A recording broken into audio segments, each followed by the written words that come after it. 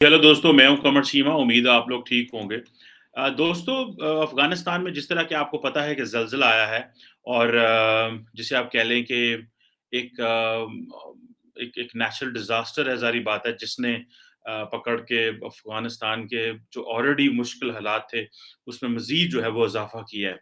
लेकिन आप देखें कि बहुत सारे ममालिक जो हैं वो अफ़गानिस्तान में ज़लज़ले के लिए एड को प्लेज कर रहे हैं।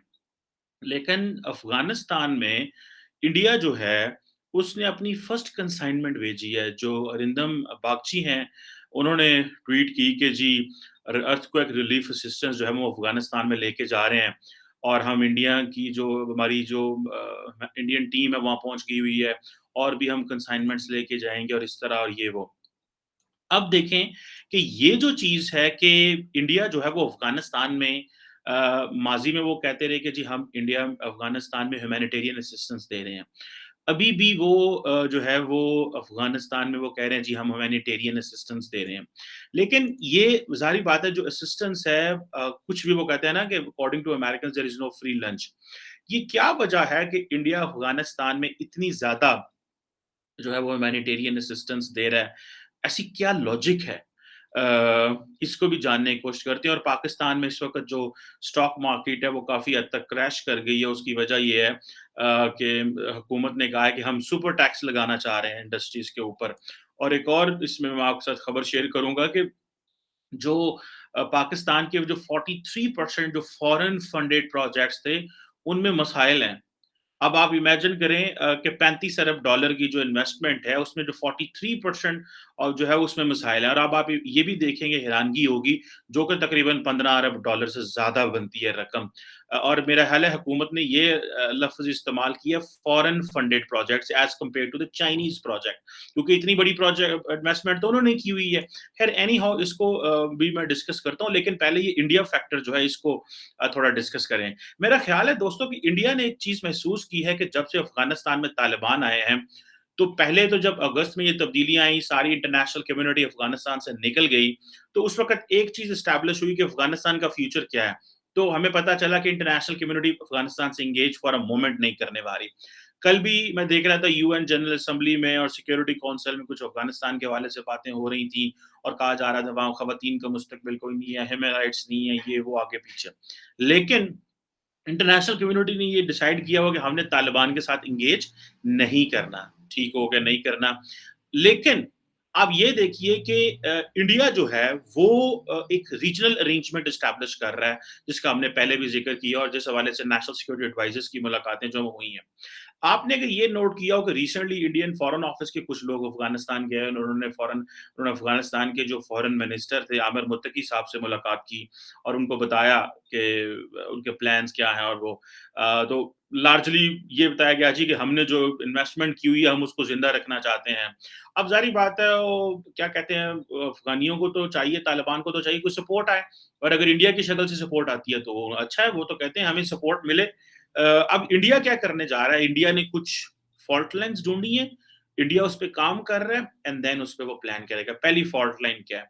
पहली फॉल्ट लाइन ये है कि इंडिया ने महसूस किया है कि तालिबान और पाकिस्तान के दरमियान जो है वो ट्रस्ट डेफिसिट है। दूसरी फॉल्ट लाइन इंडिया ने उसी उसी में ये ढूँढी, उन्होंने कहा इसी ट्रस्ट डेफिसिट की वजह से आप देख लें कि बॉर्डर के ऊपर जो है ना वो मिसाइल पैदा हो गए दोनों मुल्कों के। और उसकी वजह से पाकिस्तान का जो और फिर एक और फॉल्ट लाइन उन्होंने ढूँढी कि जो टीटीपी और बलोच मिलिटेंट्स हैं, they are still in Afghanistan. Third ये है कि इंडिया ये समझता है कि भाई हमें अगर तालिबान के साथ एंगेज ना किया, तो हमारे लिए ये मिसाइल पैदा होंगे कि हमें जो है वो मुस्तकबिल में ये एक पराया स्टेट ना बन जाए उनके लिए। सो इंडियंस ये चाहते हैं कि इंडियन तालिबान के साथ एंगेज करना चाहते हैं, वो उनके लिए रीजनल अरेंजमेंट तलाश कर रहे हैं, वो उनको ह्यूमैनिटेरियन असिस्टेंस दे रहे हैं, वो कह रहे हैं हम अपनी पुराना जो इन्वेस्टमेंट की हुई है उसको बचाना है हमने, तो वो पुरानी इन्वेस्टमेंट मज़ीद बच तभी सकती है अगर नई इन्वेस्टमेंट करेंगे तो। तो तभी जाके लेकिन पुरानी इन्वेस्टमेंट ये था कि उसमें और तरह की थी, ये ज़रा एक और तरीके से उनको करनी पड़ेगी। लेकिन इंडिया जो है वो भेज रहा है जो ये जो सारी ह्यूमैनिटेरियन असिस्टेंस ये मैंने नीचे वर्ड इंडिया लिखना था इंडियन लिख दिया तो कई लोग जो हैं वो कहेंगे कि शायद यस मिस्टेकनली गलत हो गया। खैर एनी हाउ सो अब आके यहाँ पे दोस्तों ये समझना है कि इंडिया वो फॉल्ट लाइन उन्होंने ढूँढ ली है। कि जी पाकिस्तान और अफ़गानिस्तान के मसाइल हैं, लिहाज़ा उसमें इंडिया की स्पेस होनी चाहिए, इंडिया का इन्फ्लुएंस होना चाहिए। इंडिया क्या दोबारा एम्बेसी खोलेगा? मेरा ख़्याल है इंडिया क्या करेगा कि इंडिया एम्बेसी नहीं खोलेगा अफ़गानिस्तान में। इंडिया वेट करेगा इंटरनेशनल कम्युनिटी का रिस्पॉन्स का। इंडिया वेट करेगा कि लेकिन इंडिया अपनी एंगेजमेंट बढ़ा देगा। इंडिया अपनी जो एंगेजमेंट है वो इतनी बढ़ा देगा कि definitely at the end of the day Taliban जब वर्ल्ड दुनिया को एंगेज करेगी, तो इंडिया सबसे पहले वो एक कंफर्टेबल रियासत होगी जो तालिबान के साथ एंगेज करेगी। सो इसको आप इस एंगल से देखें कि इंडिया ने ये फैसला कर लिया है कि पाकिस्तान के जो चारों तरफ से जो इम्पोर्टेंट प्लेयर्स हैं, जो जो उनके पाकिस्तान के साथ मसाइल हैं, उनके अंदर वो पेनिट्रेशन करना चाहते हैं। फॉर इंस्टेंस ईरान के साथ मसाइल हैं, तो रिसेंटली आपको पता है कि जो ईरानी फॉरेन मिनिस्टर वहाँ पे थे, लेकिन असल में ये भी सुनने में आया है कि जो ईरानी है इंडियंस हैं, they are helping Iranians to get closer with the US and जो joint comprehensive plan of action है, उसमें भी कोई बायलैटरल या कोई बैक चैनल को सपोर्ट करने की कोशिश कर रहे हैं। This is my hunch, this is my understanding and this is my assessment basically. अब और एंड देन जिस तरह अगले दिन मैंने एक शो भी किया था जिसमें ये बात हुई थी कि बहुत बड़ा एक शियाज जो इंडिया में रहते हैं वो भी चाहते हैं कि इंडिया ईरान के साथ ताल्लुकात अच्छे हों और उनके बड़े अच्छे कनेक्शंस हैं। सो ये एक चीज़ें भी इम्पोर्टेंट है। दूसरा ये है कि जो इंटरनेशनल नॉर्थ साउथ कॉरिडोर है उसमें भी इंडिया ईरान आपस में वो इंगेज है। सो इंडिया ईरान के और पाकिस्तान के मसाइल जो हैं वो बड़े ज़्यादा खराब हैं और ये मुझे ऐसे लगता है ये आइंदा भी जिसको कहते हैं ना कोई इतने मुनासिब ये नहीं होने जो जो जो मेरी अंडरस्टैंडिंग है इस हवाले से। आइंदा भी ये मसाइल रहेंगे।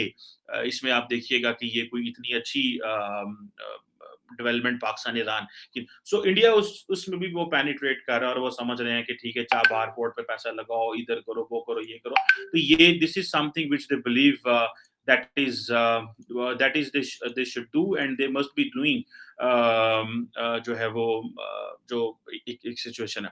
सो आगे आके इंडिया अफगानिस्तान के साथ डायरेक्टली जो इंगेज करना चाह रहा है वो स्पेस को उन्होंने डिस्कवर किया और उस स्पेस पे वो काम करेंगे और स्पेस पे वो काम करेंगे, उनको पता है कि तालिबान को इस वक़्त पैसा चाहिए, पाकिस्तान उनको पैसे नहीं दे सकता। पाकिस्तान की डिमांड ये है कि तालिबान टीटीपी और बलोच मिलिटेंट्स को डिसमेंटल करे।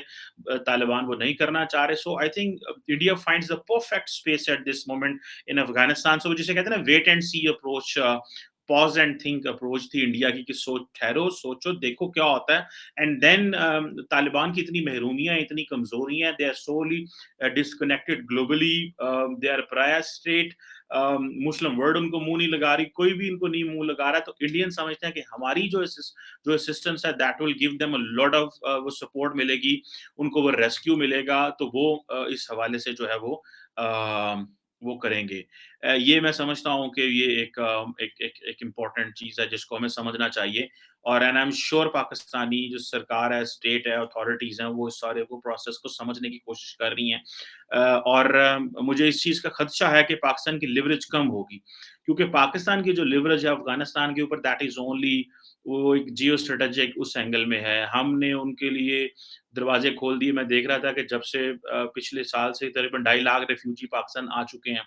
अब आप इमेजिन करें 2.5 लाख रिफ्यूजी को मज़ाक है। कोई इनके लिए स्पेस नहीं है, जहाँ मर्ज़ी वो घूमते-फिरते हैं, वो जहाँ मर्ज़ी रहते हैं, कोई इंटरनेशनल यूएन ह्यूमैनिटेरियन असिस्टेंस हमें नहीं दे रहा। वो जहाँ मर्ज़ी घूमते हैं, वो पाकिस्तान को अपना दूसरा घर समझते हैं, गालियाँ भी पाकिस्तान को पड़ती हैं, गंदे भी हम होते हैं, मदद भी हम करते हैं। तो ये हमें जो 40 साल का हमारा अफ़गानिस्तान का प्रोजेक्ट था, ये किस नोट पे ख़त्म हो रहा है, इसको भी समझने की ज़रूरत है हमें। और ज़ाहिर बात है ये पाकिस्तान एक छोटी रिया हम बार-बार ये चीज़ कहते हैं, पाकिस्तान एक छोटी रियासत है, स्टेट है, लेकिन हमने अपने आप को इतना ओवर स्ट्रेच किया कि जिसका अगर ये हम ओवर स्ट्रेच ना करते और हम इंटरनली इन्वेस्टमेंट करते रहते, बहुत सारी चीज़ें हम अच्छे से कर सकते थे।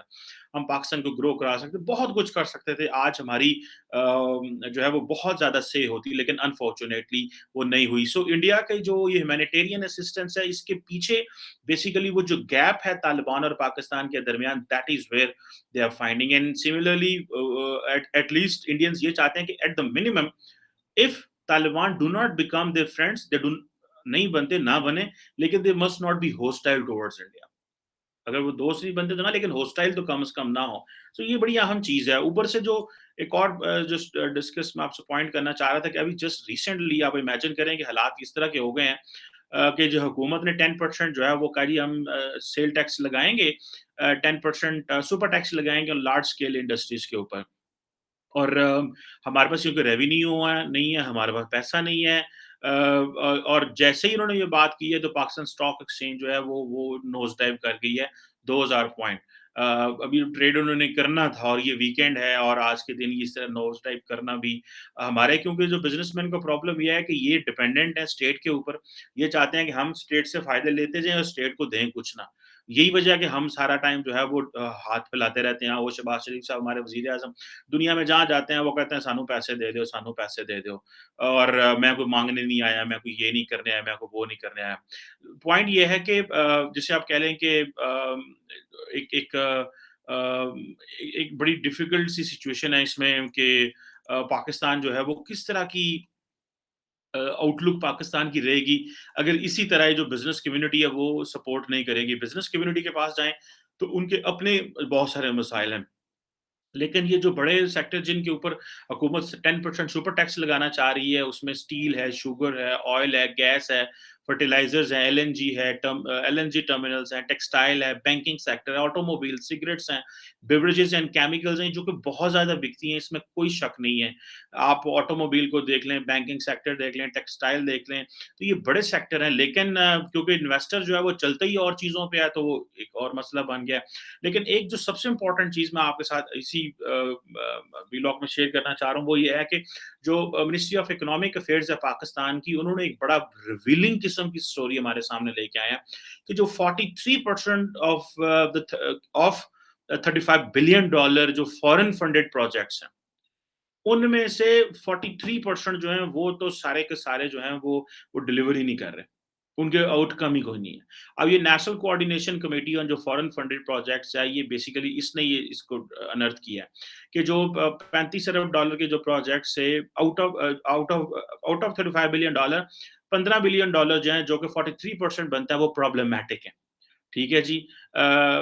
या तो फिर ये है कि ये मिसाइल बड़े गंभीर हो गए हैं। अब क्योंकि पाकिस्तान चाइना का नाम नहीं लेना चाहता, अभी रिसेंटली चाइना पाकिस्तान के ताल्लुकात वैसे ही खराब हैं। चाइनीज़ इन्वेस्टर पाकिस्तान में नहीं आ रहे और वो कारोबार उस तरह नहीं हो सका, चीज़ें नहीं हो सकीं। तो मेरा ख़्याल है कि ये एक एक एक इम्पोर्टेंट चीज़ है। हमें इसको देखना है कि अब हमने चाइना के साथ किस तरह देखना है। अगले दिन मैं देख रहा था कि पाकिस्तान के जो ट्रेड मिनिस्टर हैं, उन्होंने भी कहा कि हमें बहुत सारा जो बाहर से पैसा है, वो तो सिर्फ़ इसीलिए हमने आने दिया क्योंकि आ रहा है। और ये बहुत बड़ा चाइनीज़ क्रेडिबिलिटी के ऊपर भी सवाल है कि क्या वो जहाँ-जहाँ जाते हैं, इसी तरह पैसे देते जाएँगे जहाँ पे दूसरे मुल्कों का नुकसान होता हो? मतलब आप लॉन्ग टर्म एक दफ़ा तो ज़िंदगी में कारोबार नहीं करना है। कारोबार इज़ ऑल अबाउट ट्रस्ट। कारोबार का नाम तो ट्रस्ट होता है। ठीक है जी। और जो आप देखें कि ये जो फेडरल के जो एनर्जी प्रोजेक्ट्स हैं, उसमें जो तकरीबन 70% प्रोजेक्ट्स हैं ऑफ $2.3 बिलियन के, वो भी प्रॉब्लमैटिक हैं। और जो एनर्जी सेक्टर है वो पाकिस्तान का बड़ा बड़ा चैलेंज है, क्योंकि हमारे पास पैसा कोई नहीं है, हमें एनर्जी चाहिए, गैस चाहिए, बिजली चाहिए और सारा कुछ चाहिए। अगर आप ये क समझें कि ये मिसाइल तो बहुत ज़्यादा हैं हमारे लिए। हम अब चीन से किस तरह बात करें, ये भी एक सवाल है। और मज़े की बात है, शहबाज शरीफ साहब चीन नहीं गए बिकॉज़ चीन हमेशा आगे से आँखें भी दिखाता है। वो बात भी नहीं सुनता। वो जिसे कहते हैं ना, वेट कराते रहते हैं। पाकिस्तान की हालत तो ये हो गई है कि पाकिस्तान ने ₹75 का नोट भी जारी कर दिया। ठीक है जी? कि पाकिस्तान की जो प्लैटिनम जुबली है उसके ऊपर हम ₹75 का नोट जारी कर रहे हैं। इट मीन्स कि पैसा इतना डीवैल्यू हो चुका है पाकिस्तान का कि ₹75 भी ऐसा लॉन्च करते हैं। ठीक है? और I don't understand much on this कि ये तो कोई एक्सपर्ट बता सकता है, लेकिन पाकिस्तान के पैसे की जो वैल्यू है वो ₹75 का नोट ज़िंदगी में हमने पहली दफ़ा देखा है। ठीक है? पहले ₹100 का हुआ करता था। तो या 50 का हुआ करता था, ठीक है? तो 25 का रह गया मेरा ख़्याल है, उन्होंने 20 का बनाया हुआ है। सो एक बड़ी ट्रबल्ड किस्म की इकोनॉमी में हम रह रहे हैं, ट्रबल्ड किस्म के मामलात हैं। हुकूमत जो टैक्स काम भी करने की कोशिश करती है, वो बैकफ़ायर कर जाता है और हमारा ध्यान जो है वो इंटरनल होना चाहिए, ना कि एक्सटर्नल हो। जो सारे का सारा ध्यान है वो इंटरनल होना चाहिए, इकोनॉमी बेहतर करें, हालात बेहतर करें और ये जियो स्ट्रैटेजी से हमें बाहर आ जाना चाहिए। हम अभी जियो स्ट्रैटेजिक में नहीं है, अभी सिर्फ़ अपनी सर्वाइवल एंड एक्जिस्टेंस की बात है। रोटी होगी, पैसा होगा तो थिंग्स विल मूव। अगर पैसा नहीं होगा तो चीज़ें जो हैं वो ज़ाहिर बात है वो उस तरह मूव नहीं करेंगी, अगर प्रॉपर पैसा आपके पास नहीं आएगा और पैसा आपके पास नहीं होगा। सो मुझे ऐसे लगता है कि अगर इंडस्ट्री ने या बिज़नेस कम्युनिटी ने स्टेट की मदद ना की, हुकूमत की मदद ना की, तो पाकिस्तान के लिए मज़ीद मसले रहेंगे। उधर इंडिया का मैं आपको ऑलरेडी बता रहा हूँ, पाकिस्तान भी एड भेज रहा है अफ़गानिस्तान में। मैं ये नहीं कह रहा कि पाकिस्तान ने नहीं भेजी, बहुत एड भेज रहा है। अभी मैं देख रहा था बहुत सारे ट्रक पाकिस्तान से जो है वो अफ़गानिस्तान जा रहे हैं ट्रेड के, लेकिन वो अफ़गानी उन्होंने लिफ्ट ही नहीं कराते, वो समझते हैं ये क्या है? और हम उस तरह मार्केटिंग भी नहीं करते क्योंकि हम इतनी मार्केटिंग कर चुके हैं अफ़गानिस्तान की, इतनी मार्केटिंग कर चुके हैं पाकिस्तान में और उनके इतने मसाइल और दुःख पाकिस्तान में हो चुके हैं कि अब वो खबर भी नहीं बनती। अब वो ज़ाहिर-सी बात है मीडिया के लिए खबर होती है ना कुछ चीज़ की, फॉर एग्ज़ाम्पल अगर पाकिस्तान यूक्रेन एड भेज रहा है, तो वो खबर बनेगी जी पहली दफ़ा यूक्रेनियन जा रहा है। अफ़गानिस्तान में तो हम पिछले 40 साल से लगे हैं, तो हमारी खबर की वैल्यू ही नहीं है। इंडिया अगर वो कर रहा है तो खबर की वैल्यू है। तो ये सवाल हैं, मेरा ख़्याल है कि हमें जो है वो देखने चाहिए और इकोनॉमी को किस तरह बचाना है, ये एक सेंट्रल क्वेश्चन है एंड आई एम श्योर कोई ना कोई रास्ता ज़रूर निकलेगा।